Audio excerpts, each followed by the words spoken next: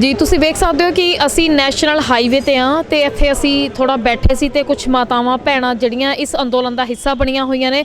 ਸੋ ਮੈਂ ਇੱਥੋਂ ਜਾ ਰਹੀ ਸੀ ਤੇ ਮੇਰੇ ਤੋਂ ਇਹਨਾਂ ਦਾ ਇੰਟਰਵਿਊ ਕੀਤੇ ਬਿਨਾਂ ਨਹੀਂ ਰਿਹਾ ਗਿਆ। ਮੈਂ ਲਾਜ਼ਮੀ ਸਮਝਿਆ ਇਹਨਾਂ ਦੇ ਨਾਲ ਗੱਲਬਾਤ ਕਰਨਾ, ਕਿਉਂਕਿ ਇੱਥੇ ਇੰਨੇ ਕੜਾਕੇ ਦੀ ਠੰਡ ਪੈ ਰਹੀ ਹੈ, ਪਰ ਫਿਰ ਵੀ ਜਿਹੜੀਆਂ ਸਾਡੀਆਂ ਮਾਤਾਵਾਂ ਭੈਣਾਂ ਉਹ ਲਗਾਤਾਰ ਇਸ ਪ੍ਰਦਰਸ਼ਨ ਦਾ ਹਿੱਸਾ ਬਣਦੀਆਂ ਆ ਰਹੀਆਂ ਨੇ ਤੇ ਬਣ ਰਹੀਆਂ ਨੇ। ਸੋ ਜਿੱਥੇ ਮਾਤਾਵਾਂ ਭੈਣਾਂ ਜੰਗ ਦੇ ਮੈਦਾਨ ਵਿੱਚ ਆ ਜਾਣ ਉੱਥੇ ਜ਼ਰੂਰ ਹੀ ਫਤਿਹ ਹਾਸਲ ਹੁੰਦੀ ਆ। ਆਓ ਅਸੀਂ ਗੱਲਬਾਤ ਕਰਦੇ ਹਾਂ ਇਹਨਾਂ ਦੇ ਨਾਲ। ਹਾਂਜੀ ਸਤਿ ਸ਼੍ਰੀ ਅਕਾਲ ਜੀ। ਸਤਿ ਸ਼੍ਰੀ ਅਕਾਲ ਬੇਟੇ। ਕਿੱਥੋਂ ਆਏ ਹੋ ਤੁਸੀਂ? ਬੇਟਾ ਅਸੀਂ ਲੁਧਿਆਣੇ ਤੋਂ ਆਏ ਹਾਂ। ਮੈਂ ਪੂਰੇ ਪਰਿਵਾਰ ਦੇ ਨਾਲ ਲੁਧਿਆਣੇ ਤੋਂ ਇੱਥੇ ਆਈ ਹਾਂ। ਮੈਂ ਰਿਟਾਇਰਡ ਖਾਲਸਾ ਕਾਲਜ ਤੋਂ ਲੈਕਚਰਰ ਹਾਂ ਜੀ ਲੁਧਿਆਣੇ। ਨਾਮ ਕੀ ਹੈ ਤੁਹਾਡਾ? ਸੁਰਿੰਦਰ ਕੌਰ ਖੇੜਾ। ਸੁਰਿੰਦਰ ਕੌਰ ਖੇੜਾ।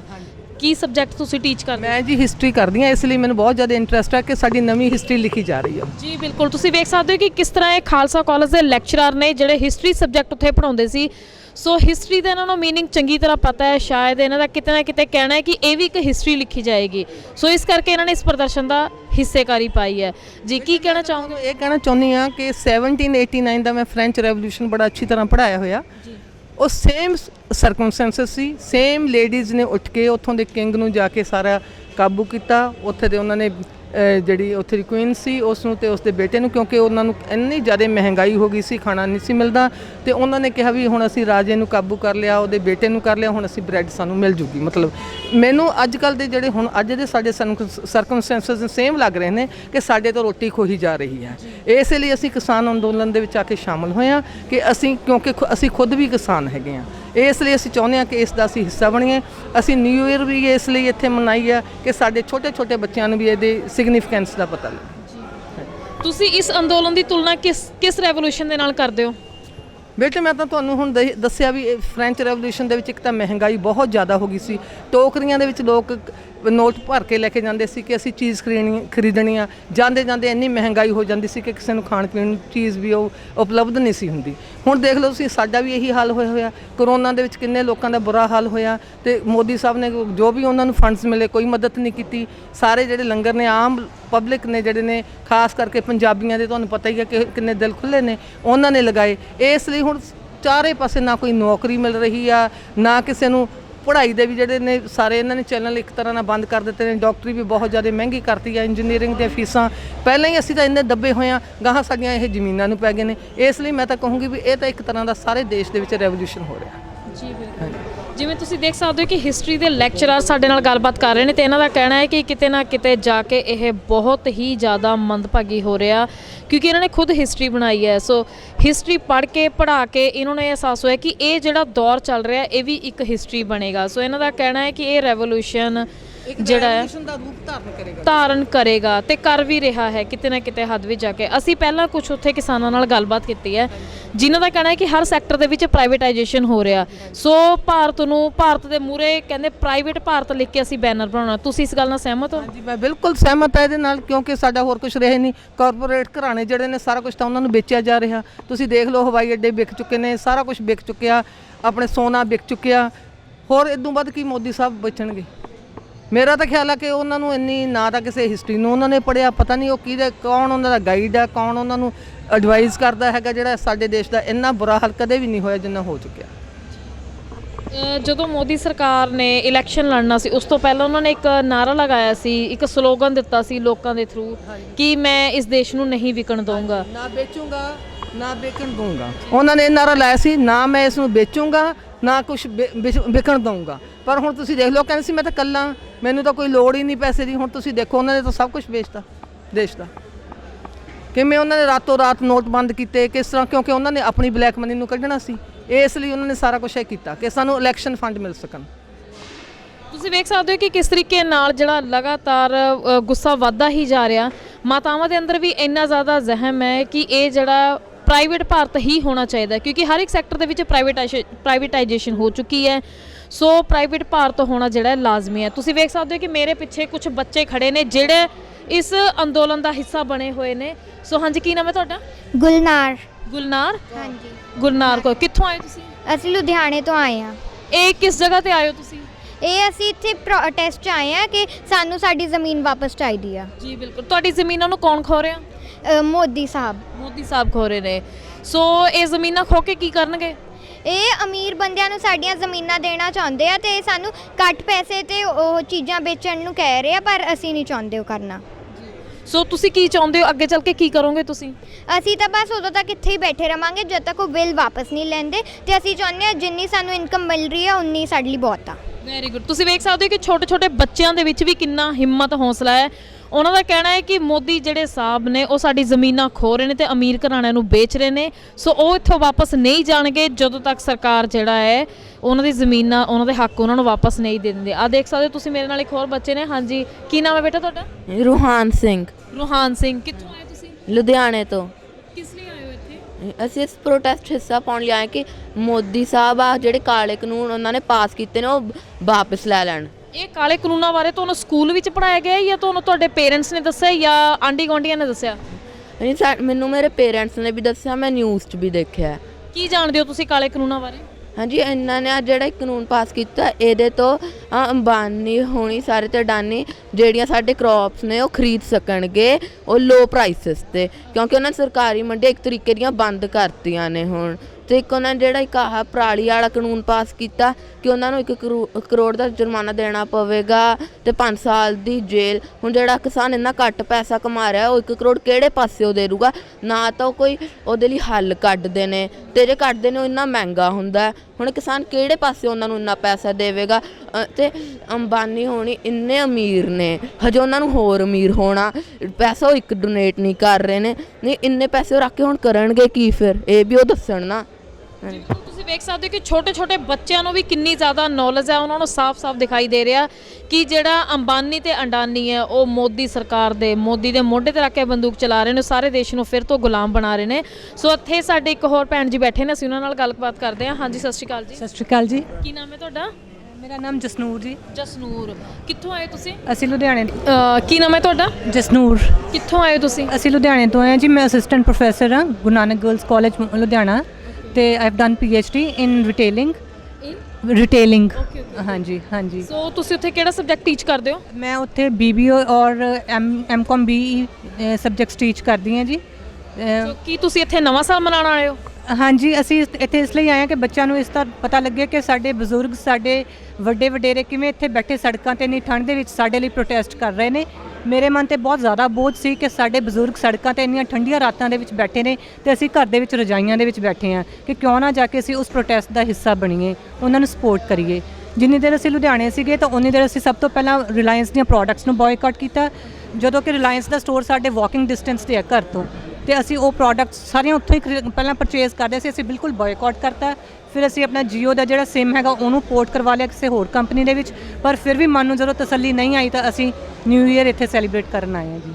ਹਾਂਜੀ। ਸੋ ਜਿਵੇਂ ਆਪਣਾ ਨਵਾਂ ਸਾਲ ਚੜ੍ਹਨ ਦੇ ਲਈ ਕੁਝ ਘੰਟੇ ਬਾਕੀ ਰਹਿ ਗਏ ਨੇ, ਲਾਜ਼ਮੀ ਮੈਨੂੰ ਲੱਗਦਾ ਇੱਕ ਅੱਧਾ ਘੰਟਾ ਰਹਿ ਗਿਆ। ਸੋ ਤੁਹਾਡਾ ਕੀ ਦਿਲ ਦੇ ਵਿੱਚ ਕੀ ਬਲਬਲਾ ਰਿਹਾ ਕਿ ਨਵਾਂ ਸਾਲ ਕਿਵੇਂ ਦਾ ਹੋਊਗਾ? ਪੁਰਾਣਾ ਸਾਲ ਤਾਂ ਬੜਾ ਗੰਦਾ ਤਜਰਬਾ ਦੇ ਕੇ ਗਿਆ ਹੈ। ਪਹਿਲਾਂ ਤਾਂ ਕਰੋਨਾ ਮਹਾਮਾਰੀ ਨੇ ਜਿਹੜਾ ਆਮ ਬੰਦੇ ਦਾ ਕੀ, ਵੱਡੇ ਤੋਂ ਵੱਡੇ ਇੰਡਸਟਰੀਲਿਸਟ ਦਾ ਵੀ ਲੱਕ ਤੋੜ ਦਿੱਤਾ ਹੈ। ਚਾਰੋਂ ਪਾਸੇ ਜਿਹੜਾ ਇਕਨੋਮਿਕਲੀ ਕੰਡੀਸ਼ਨ ਡਾਊਨ ਹੋ ਗਿਆ, ਫਾਈਨੈਂਸ਼ੀਅਲੀ ਹਰ ਕੋਈ ਡਾਊਨ ਹੋ ਗਿਆ ਹੈ। ਤੇ ਹੁਣ ਜਿਹੜਾ ਮੋਦੀ ਸਰਕਾਰ ਨੇ ਕਾਲੇ ਕਾਨੂੰਨ ਬਣਾ ਕੇ ਬਿਲਕੁਲ ਹੀ ਜੜ ਬੁਨਿਆਦ ਹੀ ਖਤਮ ਕਰ ਦਿੱਤੀ ਹੈ। ਸੋ ਤੁਹਾਡਾ ਕੀ ਕਹਿਣਾ ਇਸ ਬਾਰੇ ਵਿੱਚ? ਨਵਾਂ ਸਾਲ ਦਾ ਜਿਵੇਂ ਇੱਕ ਡੇਢ ਘੰਟੇ ਬਾਅਦ ਨਵਾਂ ਸਾਲ ਚੱਲ ਰਿਹਾ, ਕੀ ਕਹਿਣਾ ਚਾਹੋਗੇ ਤੁਸੀਂ? ਮੈਂ ਇਹ ਕਹਿਣਾ ਚਾਹੂੰਗੀ ਜੀ, ਸਾਡੇ ਗੁਰੂਆਂ ਨੇ ਸਾਨੂੰ ਹਮੇਸ਼ਾ ਚੜ੍ਹਦੀ ਕਲਾ 'ਚ ਰਹਿਣ ਲਈ ਦੀ ਸਿੱਖਿਆ ਦਿੱਤੀ ਹੈ ਤੇ ਅਸੀਂ ਪੂਰੀ ਚੜ੍ਹਦੀ ਕਲਾ ਦੇ ਵਿੱਚ ਹੈਗੇ ਹਾਂ। ਸਾਨੂੰ ਪਤਾ ਕਿ 2021 ਕਿਸਾਨਾਂ ਦਾ ਸਾਲ ਹੋਏਗਾ, ਅਸੀਂ ਆਪਣੀ ਪੂਰੀ ਜਿੱਤ ਪ੍ਰਾਪਤ ਕਰਕੇ ਜਾਵਾਂਗੇ ਜੀ। ਜੀ, ਤੁਸੀਂ ਵੇਖ ਸਕਦੇ ਹੋ ਕਿ ਕਿਵੇਂ ਸਾਡੇ ਭੈਣ ਜੀ ਹੈ ਜਿਹੜੇ ਇਹਨਾਂ ਨੇ PhD ਕੀਤੀ ਹੋਈ ਹੈ। ਸੋ ਇਹਨਾਂ ਦਾ ਕਹਿਣਾ ਹੈ ਕਿ ਜਿਹੜਾ ਨਵਾਂ ਸਾਲ ਕਿਸਾਨਾਂ ਦੇ ਨਾਲ, ਸੋ ਇਹਨਾਂ ਦਾ ਕਹਿਣਾ ਹੈ ਕਿ ਗੁਰੂਆਂ ਨੇ ਸ਼ੁਰੂ ਤੋਂ ਹੀ ਸਾਨੂੰ ਚੜ੍ਹਦੀ ਕਲਾ ਬਖਸ਼ੀ ਹੈ, ਸੋ ਚੜ੍ਹਦੀ ਕਲਾ ਵਿੱਚ ਹੀ ਰਹਿਣਗੇ।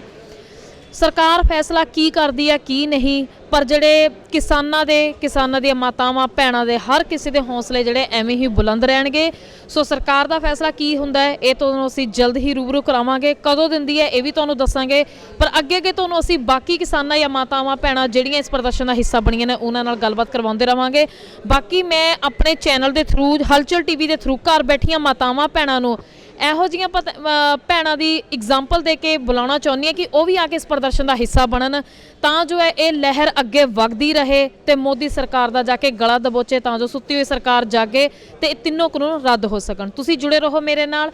ਮੈਂ ਹਾਂ ਜਸ਼ਨ, ਹਲਚਲ TV ਕੈਨੇਡਾ। ਤੁਹਾਡੇ ਰਾਹੀਂ ਇੱਕ ਹੋਰ ਸੁਨੇਹਾ ਦੇ ਸਕਦੀ ਹਾਂ ਜੀ। ਮੈਂ ਤਾਂ ਇਹ ਕਹਿਣਾ ਚਾਹੂੰਗੀ ਮੋਦੀ ਸਰਕਾਰ ਨੂੰ ਕਿ ਜਦੋਂ ਜੀਓ ਦੇ ਕਨੈਕਸ਼ਨ ਕੱਟੇ ਜਾ ਰਹੇ ਸੀ ਪੰਜਾਬ ਦੇ ਵਿੱਚ ਤੇ ਅੰਬਾਨੀ ਨੂੰ ਇੰਨੀ ਜ਼ਿਆਦਾ ਫਿਕਰ ਪੈ ਗਈ ਤੇ ਉਹਨੇ ਆਪਣੀਆਂ ਕੰਪਲੇਂਟਸ ਦਰਜ ਕਰਵਾਉਣੀਆਂ ਸ਼ੁਰੂ ਕਰ ਦਿੱਤੀਆਂ। ਇੱਥੇ ਮੈਂ ਇਹ ਕਹਿਣਾ ਚਾਹੂੰਗੀ ਕਿ JIO is one of the several sources of income for Reliance group ਤੇ ਉਹਨਾਂ ਦਾ ਇੱਕ ਇਨਕਮ ਦਾ ਸੋਰਸ ਜਦੋਂ ਘਟ ਗਿਆ ਤਾਂ ਉਹਨਾਂ ਨੂੰ ਕਿੰਨੀ ਤਕਲੀਫ ਹੋਈ।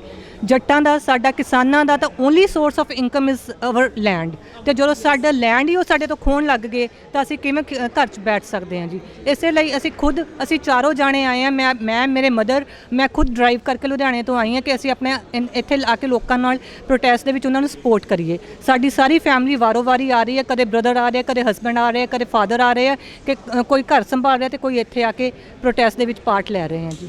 ਜੀ ਬਿਲਕੁਲ, ਅਸੀਂ ਸੈਲੂਟ ਕਰਦੇ ਹਾਂ ਇਹੋ ਜਿਹੇ ਭੈਣਾਂ ਦੇ ਜਜ਼ਬੇ ਨੂੰ। ਤੇ ਮੈਂ ਮੋਦੀ ਸਾਹਿਬ ਨੂੰ ਇੱਕ ਕੁਐਸਚਨ ਕਰਨਾ ਚਾਹੂੰਗੀ ਕਿ ਉਹ ਕਹਿ ਰਹੇ ਨੇ ਕਿ that these 3 laws are not anti farmers. I would like him to justify this statement with suitable reasons and he should explain what are the advantages of these bills. ਅੱਜ ਤੱਕ ਉਹਨਾਂ ਨੇ ਕੋਈ ਵੀ ਐਡਵਾਂਟੇਜ ਜਾਂ ਬੈਨੀਫਿਟ ਸਾਨੂੰ ਨਹੀਂ ਦੱਸਿਆ। ਜਿਸ ਦਿਨ ਉਹ ਬੈਨੀਫਿਟ ਦੱਸ ਦੇਣਗੇ ਅਸੀਂ ਉਹਨਾਂ ਦੀ ਗੱਲ ਮੰਨ ਲਵਾਂਗੇ। ਜੇ ਨਹੀਂ ਉਹ ਸਮਝਾ ਸਕਦੇ ਤਾਂ ਉਹ ਜਲਦੀ ਤੋਂ ਜਲਦੀ ਇਹਨਾਂ ਬਿੱਲਾਂ ਨੂੰ ਰੱਦ ਕਰਨ ਤੇ ਕਿਸਾਨਾਂ ਦਾ ਸਾਥ ਦੇਣ।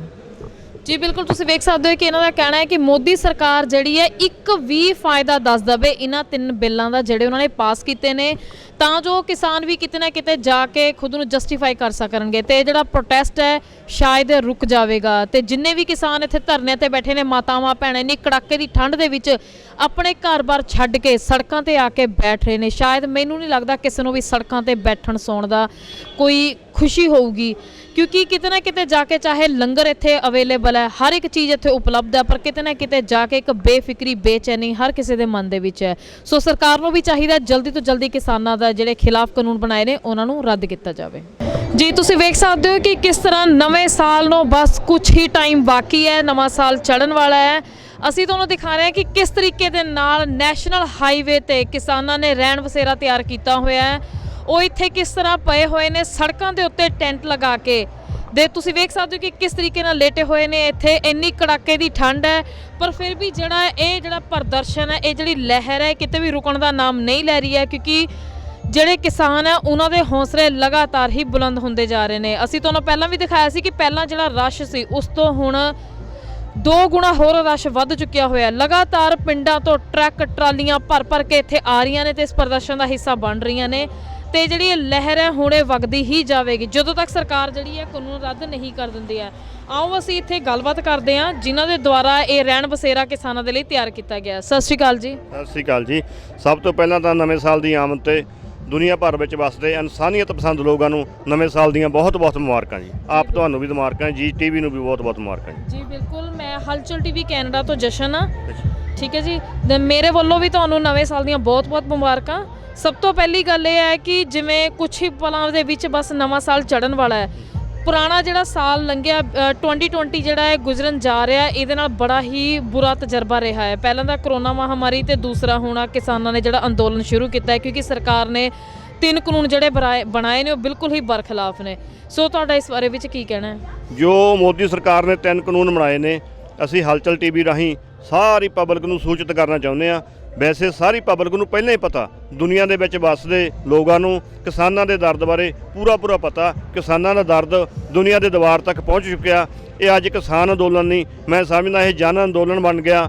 ਹਰ ਇੱਕ ਇਨਸਾਨ ਜੋ ਇਨਸਾਨੀਅਤ ਨੂੰ ਮੁੱਖ ਰੱਖਦਾ ਉਹ ਸਾਰੇ ਲੋਕ ਇੱਥੇ ਪਹੁੰਚੇ ਆ। ਕਿਸੇ ਧਰਮ ਦਾ ਕਿਸੇ ਨਾਲ ਕੋਈ ਵਾਸਤਾ ਨਹੀਂ, ਜਾਤੀ ਪ੍ਰਥਾ ਦਾ ਕਿਸੇ ਨਾਲ ਕੋਈ ਵਾਸਤਾ ਨਹੀਂ। ਸਾਰੇ ਲੋਕ ਕਿਸਾਨਾਂ ਦੇ ਹੱਕ ਦੇ ਵਿੱਚ ਪੂਰੇ ਤਨ ਮਨ ਧਨ ਦੇ ਨਾਲ ਇੱਥੇ ਪਹੁੰਚੇ ਆ। ਜੋ ਇਹ ਕਾਲੇ ਕਾਨੂੰਨ ਆ, ਅਸੀਂ ਕਹਿੰਦੇ ਹਾਂ ਬਹੁਤ ਜਲਦੀ ਮੋਦੀ ਸਰਕਾਰ ਨੂੰ ਵਾਪਸ ਲੈਣੇ ਚਾਹੀਦੇ ਆ। ਇਹ ਠੰਡ ਬੇਸ਼ੱਕ ਦੁਨੀਆ ਨੂੰ ਤੇ ਠੰਡ ਲੱਗਦੀ ਆ, ਪਰ ਕਿਸਾਨਾਂ ਦੇ ਵਿੱਚ ਇੰਨਾ ਜੋਸ਼ ਆ, ਉਹਨਾਂ ਦੇ ਵਿੱਚ ਅੱਜ ਪੂਰੀ ਗਰਮੀ ਆ। ਸੋ ਤੁਹਾਨੂੰ ਕੀ ਲੱਗਦਾ ਜਿਵੇਂ ਸਰਕਾਰ ਨੇ ਜਿਹੜੀਆਂ ਸੋਧਾਂ ਕਾਫੀ ਹੱਦ ਤੱਕ ਕਰ ਦਿੱਤੀਆਂ ਨੇ, ਕਿਸਾਨਾਂ ਦੇ ਫੇਵਰ ਵਿੱਚ ਨੇ, ਫਿਰ ਵੀ ਕਾਨੂੰਨ ਰੱਦ ਹੀ ਕਰਵਾਉਣਾ? ਬਿਲਕੁਲ, ਜੋ ਸੋਧਾਂ ਕੀਤੀਆਂ ਗਈਆਂ ਸੋਧਾਂ ਦਾ ਸਾਡਾ ਡਿਮਾਂਡ ਹੀ ਨਹੀਂ ਹੈ ਜੀ। ਅਸੀਂ ਤਾਂ ਕਹਿੰਦੇ ਵੀ ਜੇ ਕੋਈ ਭਾਜਪਾ ਸਰਕਾਰ ਕਹਿੰਦੀ ਆ ਵੀ ਅਸੀਂ ਕਿਸਾਨਾਂ ਦਾ ਫਾਇਦਾ ਕਰਨਾ ਚਾਹੁੰਦੇ ਆ, ਅਸੀਂ ਕਹਿੰਦੇ ਅਸੀਂ ਨਹੀਂ ਇਹਨਾਂ ਤੋਂ ਫਾਇਦਾ ਲੈਣਾ। ਜੋ ਸਾਡਾ ਪਹਿਲਾਂ ਸਹੀ ਹੈਗਾ, ਜੋ ਸੰਵਿਧਾਨਕ ਹੱਕ ਸਾਨੂੰ ਮਿਲਿਆ ਹੋਇਆ, ਜੋ ਸਾਨੂੰ ਸੰਵਿਧਾਨਕ ਹੱਕ ਮਿਲਿਆ, ਉਹ ਸਾਡੇ ਸੰਵਿਧਾਨ ਦੇ ਵਿੱਚ ਲਿਖ ਕੇ ਦਿੱਤਾ ਹੋਇਆ ਡਾਕਟਰ ਭੀਮ ਰਾਓ ਅੰਬੇਦਕਰ ਸਾਹਿਬ ਨੇ, ਉਹ ਹੱਕ ਸਾਡੇ ਕੋਲ ਹਮੇਸ਼ਾ ਰਹਿਣਾ ਚਾਹੀਦਾ। ਲੋਕ ਇਹ ਜਿਹੜੇ ਇਹਨਾਂ ਦੀ ਸੋਚ ਆ ਸੌੜੀ ਸੋਚ ਆ, ਇਹ ਲੋਕ ਚਾਹੁੰਦੇ ਆ ਜਿਸ ਤਰ੍ਹਾਂ ਇਹਨਾਂ ਦੇ ਪੁਰਖਿਆਂ ਨੇ ਅੱਜ ਤੱਕ ਕਿਸਾਨਾਂ ਨੂੰ ਮਜ਼ਾਰੇ ਬਣਾ ਕੇ ਰੱਖਿਆ ਸੀ, ਇਹ ਚਾਹੁੰਦੇ ਆ ਆਉਣ ਵਾਲੇ ਸਮੇਂ ਦੇ ਵਿੱਚ ਅਸੀਂ ਦੁਬਾਰ ਤੋਂ ਫਿਰ ਕਿਸਾਨਾਂ ਨੂੰ ਮਜ਼ਾਰੇ ਬਣਾਈਏ, ਆਪਦੇ ਕੰਮੀ ਕਿਰਤੀ ਬਣਾ ਕੇ ਰੱਖ ਲਈਏ। ਪਰ ਅਸੀਂ ਆਜ਼ਾਦ ਆ, ਆਜ਼ਾਦ ਹੀ ਰਹਾਂਗੇ। ਜਿਵੇਂ ਕਿ ਕੁਝ ਟਾਈਮ ਪਹਿਲਾਂ ਤੁਸੀਂ ਵੇਖ ਸਕਦੇ ਹੋ ਕਿ ਕਿਸ ਤਰੀਕੇ ਦੇ ਨਾਲ ਇੱਥੇ ਲੇਟੇ ਹੋਏ ਨੇ ਸਾਡੀਆਂ ਮਾਤਾਵਾਂ ਭੈਣਾਂ ਤੇ ਭਰਾ ਵੀ, ਕਿਸ ਤਰੀਕੇ ਦੇ ਨਾਲ ਜਿਹੜੇ ਸੜਕਾਂ ਦੇ ਉੱਤੇ ਟੈਂਟ ਲਗਾਏ ਨੇ, ਗੱਦਿਆਂ ਦੇ ਉੱਪਰ ਸੁੱਤੇ ਹੋਏ ਨੇ। ਸੋ ਪਹਿਲਾਂ ਤਾਂ ਮੇਰੇ ਵੱਲੋਂ ਸਤਿ ਸ਼੍ਰੀ ਅਕਾਲ ਜੀ। ਤੁਸੀਂ ਮਤਲਬ ਕਿ ਇਹ ਜਿਹੜਾ ਇੱਥੇ ਸੇਵਾ ਨਿਭਾਉਣ ਦਾ ਤੁਹਾਨੂੰ ਮਤਲਬ ਕਿ ਤੁਹਾਨੂੰ ਇੱਥੋਂ ਡਿਮਾਂਡ ਆਈ ਸੀ ਜਾਂ ਖੁਦ ਤੁਹਾਡੇ ਮਨ ਦੇ ਅੰਦਰ ਇਹ ਵਿਚਾਰ ਸੀ? ਡਿਮਾਂਡ ਨਹੀਂ ਜੀ, ਇਹ ਤਾਂ ਬਾਬੇ ਨਾਨਕ ਨੇ ਸਾਨੂੰ ਕਿਹਾ, ਸੇਵਕ ਕੋ ਸੇਵਾ ਬਣਾਈ, ਹੁਕਮ ਪੂਜ ਪਰਮ ਪਦ ਪਾਈ। ਇਹ ਤਾਂ ਸਿੱਖਾਂ ਨੂੰ, ਸੇਵਕਾਂ ਨੂੰ ਸੇਵਾ ਦਿੱਤੀ ਆ ਬਾਬੇ ਨਾਨਕ ਨੇ। 20 ਰੁਪਏ ਦੇ ਲੰਗਰ ਲਗਾ ਕੇ ਉਹਨਾਂ ਨੇ ਇਹ ਸੇਵਾ ਸੇਵਾ ਨੂੰ ਸਮਰਪਿਤ ਕੀਤਾ ਸੀ ਸਿੱਖ ਧਰਮ ਨੂੰ, ਇਨਸਾਨੀਅਤ ਨੂੰ, ਸਮੁੱਚੀ ਇਨਸਾਨੀਅਤ ਨੂੰ। ਉਹ ਸੇਵਾ ਨੂੰ ਮੁੱਖ ਰੱਖਦੇ ਹੋਏ ਕਿਸਾਨਾਂ ਦੀ ਇਹ ਲੋੜ ਸੀ। ਸੜਕਾਂ ਤੇ ਸੌਣਾ ਸਾਡਾ ਕੋਈ ਚਾਅ ਨਹੀਂ ਹੈਗਾ, ਇਸ ਕਿਸਾਨਾਂ ਦੀ ਜੇ ਲੋੜ ਆ, ਇਸ ਕਰਕੇ ਮੇਰੇ ਨਾਲ ਖੜੇ ਨੇ ਸਰ ਕੁਲਦੀਪ ਸਿੰਘ ਜੀ ਕਾਕਾ ਸੇਖੋਂ, ਈਸੇਵਾਲ ਪਿੰਡਾਂ ਦਾ ਪਰਮਵੀਰ ਚੱਕਰ ਵਿਜੇਤਾ ਸਰ ਨਿਰਮਲਜੀਤ ਸਿੰਘ ਸੇਖੋਂ ਨੇ, ਸਾਡੇ ਸ਼ਹੀਦ ਹੋਏ ਨੇ ਨਗਰ ਦੇ।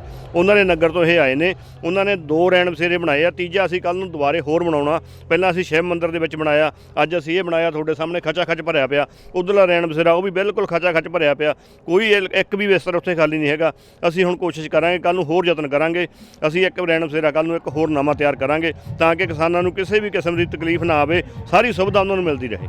ਜੀ ਬਿਲਕੁਲ। ਜਿਹੜਾ ਤੁਸੀਂ ਰੈਣ ਬਸੇਰਾ ਬਣਾਇਆ ਹੈ, ਕੀ ਤੁਸੀਂ ਇੱਥੇ ਜਿੰਨੇ ਵੀ ਪ੍ਰਦਰਸ਼ਨਕਾਰੀ ਆਏ ਨੇ ਕਿ ਸਾਰਿਆਂ ਦੇ ਆਇਡੈਂਟੀ ਪ੍ਰੂਫ ਵਗੈਰਾ ਚੈੱਕ ਕੀਤੇ ਨੇ? ਆਇਡੈਂਟੀ ਪ੍ਰੂਫ ਅਸੀਂ ਕਿਸੇ ਦਾ ਕੋਈ ਚੈੱਕ ਨਹੀਂ ਕਰਦੇ, ਸਾਨੂੰ ਪਤਾ ਹੀ ਆ ਹਰੇਕ ਇੱਥੇ ਆਉਂਦਾ ਲੋੜਵੰਦ ਹੀ ਆਉਂਦਾ। ਅਸੀਂ ਸਿਰਫ ਇੰਨਾ ਹੀ ਪੁੱਛ ਲੈਂਦੇ ਹਾਂ ਵੀ ਕਿਹੜੇ ਨਗਰ ਤੋਂ ਆਏ ਆ, ਕਿਹੜੇ ਸ਼ਹਿਰ ਤੋਂ ਆਏ ਆ। ਉਹ ਆਪਣਾ ਆਪਦੇ ਨਗਰ ਦਾ, ਸ਼ਹਿਰ ਦਾ ਨਾਮ ਦੱਸਦਾ, ਸਾਨੂੰ ਵੈਸੇ ਹੀ ਪਤਾ ਲੱਗ ਜਾਂਦਾ ਵੀ ਕਿਸਾਨ ਨੇ ਇਹ ਦਰਦ ਨੂੰ ਲੈ ਕੇ, ਦਿਮਾਗ ਦੇ ਵਿੱਚ ਦਰਦ ਲੈ ਕੇ ਆਏ ਆ, ਉਹ ਅਸੀਂ ਉਹਨਾਂ ਦੀ ਸੇਵਾ ਦੇ ਵਿੱਚ ਹਾਜ਼ਰ ਹਾਂ। ਜੀ ਬਿਲਕੁਲ। ਤੁਸੀਂ ਵੇਖ ਸਕਦੇ ਹੋ ਕਿ ਇਨਸਾਨੀਅਤ ਦੀ ਜਿਹੜੀ ਮਿਸਾਲ ਹੈ ਇੱਥੇ ਦੇਖਣ ਨੂੰ ਮਿਲਦੀ ਹੈ। ਵਿਦਆਊਟ ਚੈਕਿੰਗ ਐਨੀ ਆਈਡੀ ਪ੍ਰੂਫ ਇਹਨਾਂ ਨੇ ਜਿਹੜਾ ਇੱਥੇ ਰਹਿਣ ਬਸੇਰਾ ਤਿਆਰ ਕੀਤਾ ਨੇ। ਜਿਹੜਾ ਵੀ ਇੱਥੇ ਕੋਈ ਲੋੜਵੰਦ ਆਂਦਾ ਹੈ, ਜਿਸ ਨੂੰ ਵੀ ਜ਼ਰੂਰਤ ਹੈ ਸੌਣ ਦੀ, ਰਹਿਣ ਦੀ, ਉਹਨਾਂ ਨੂੰ ਇੱਥੇ ਰਹਿਣ ਬਸੇਰਾ ਤਿਆਰ ਕਰਕੇ ਇਹਨਾਂ ਨੇ ਦਿੱਤਾ ਹੋਇਆ ਹੈ। ਸੋ ਮੈਂ ਆਪਣੇ ਹਲਚਲ ਟੀਵੀ ਵੱਲੋਂ ਤੁਹਾਡਾ ਧੰਨਵਾਦ ਕਰਦੀ ਹਾਂ ਕਿ ਜਿਹੜਾ ਤੁਸੀਂ ਕਿਸਾਨ ਜਥੇਬੰਦੀਆਂ ਜਾਂ ਫਿਰ ਜੋ ਵੀ ਇੱਥੇ ਲੋੜਵੰਦ ਇਨਸਾਨਾਂ ਦੇ ਲਈ ਤੁਸੀਂ ਸੇਵਾ ਨਿਭਾ ਰਹੇ ਹੋ, ਉਸ ਦੇ ਲਈ ਮੈਂ ਤੁਹਾਡਾ ਧੰਨਵਾਦ ਕਰਦੀ ਹਾਂ। ਤੇ ਅੱਗੇ ਵੀ ਮੈਂ ਤੁਹਾਨੂੰ ਹੋਰ ਹਾਲ ਦਿਖਾਉਂਦੀ ਰਹਾਂਗੀ ਕਿ ਕਿਸ ਤਰੀਕੇ ਦੇ ਨਾਲ ਕਿਸਾਨ ਲੰਗਰ ਵੀ ਅਸੀਂ ਤੁਹਾਨੂੰ ਦਿਖਾ ਦਿੱਤੇ ਨੇ, ਕਿਸ ਤਰ੍ਹਾਂ ਬਣਾਇਆ ਜਾ ਰਿਹਾ, ਕਿਸ ਤਰ੍ਹਾਂ ਛਕਾਇਆ ਜਾ ਰਿਹਾ, ਤੇ ਰਹਿਣ ਬਸੇਰੇ ਵੀ ਅਸੀਂ ਤੁਹਾਨੂੰ ਕਾਫੀ ਹੱਦ ਤੱਕ ਦਿਖਾ ਚੁੱਕੇ ਨੇ। ਕੁਛ ਤਾਂ ਟੈਂਟਾਂ ਵਿੱਚ ਰਹਿ ਰਹੇ ਨੇ, ਸੜਕਾਂ ਤੇ ਰਹਿ ਰਹੇ, ਕੁਛ ਟਰਾਲੀਆਂ ਵਿੱਚ ਸੋ ਰਹੇ ਨੇ। ਸੋ ਨਵੇਂ ਸਾਲ ਨੂੰ ਚੰਦ ਘੜੀਆਂ ਹੀ ਬਾਕੀ ਹੈ। ਇਹ ਨਵਾਂ ਸਾਲ ਕੀ ਰੰਗ ਲਿਆਉਂਦਾ ਹੈ, ਮੋਦੀ ਸਰਕਾਰ ਦਾ ਕੀ ਫੈਸਲਾ ਹੁੰਦਾ ਹੈ, ਇਹ ਵੀ ਅਸੀਂ ਤੁਹਾਨੂੰ ਜਲਦੀ ਹੀ ਦਿਖਾਵਾਂਗੇ। ਹੋ ਸਕਦਾ ਇਹ ਜਿਹੜਾ ਨਵਾਂ ਸਾਲ ਹੈ ਇਹ ਖੁਸ਼ੀਆਂ ਭਰਿਆ ਆਵੇ, ਹੋ ਸਕਦਾ ਨਵੇਂ ਸਾਲ ਦੀ ਸ਼ੁਰੂਆਤ ਕਿਸਾਨਾਂ ਲਈ ਉਸ ਦਿਨ ਹੋਵੇ ਜਿਸ ਦਿਨ ਮੋਦੀ ਸਰਕਾਰ ਹੈ ਜਿਹੜੀ 3 ਕਾਨੂੰਨ ਰੱਦ ਕਰੇ। ਤੁਸੀਂ ਜੁੜੇ ਰਹੋ ਮੇਰੇ ਨਾਲ। ਮੈਂ ਹਾਂ ਜਸ਼ਨ, ਹਲਚਲ ਟੀਵੀ ਕੈਨੇਡਾ।